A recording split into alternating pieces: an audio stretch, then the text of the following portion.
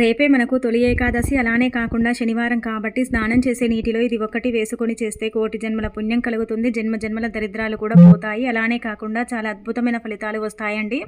అందుకే స్నానం చేసే నీటిలో ఇది ఖచ్చితంగా కలుపుకోండి.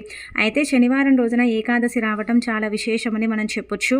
ఇలా ఈ రోజున చేసే పూజలు కావచ్చు, అలానే కాకుండా విధి విధానాలన్నీ కూడా ఏంటంటే కనుక ఆ వెంకటేశ్వర స్వామి పాదాలకు అంటే అంకితం చేయబడతాయి అనమాట. ప్రతిదీ కూడా ఏంటంటే కనుక ఈరోజు మనం చేసుకునేది వెంకటేశ్వర స్వామికి అంకితం చేయబడుతుంది. కాబట్టి ఉదయాన్నే లేవండి, ఇల్లంతా కూడా క్లీన్ చేసుకొని ఇంట్లో పసుపు నీళ్లు చల్లుకోండి. గుమ్మాలకు పసుపు రాసి కుంకుమతో బొట్టు పెట్టి వాకిట్లో ముగ్గు పెట్టుకొని ఇంకా తర్వాత ఇంటి గుమ్మానికి తోరణాలు కట్టడం, పూలతో చక్కగా అలంకరించుకోవటం.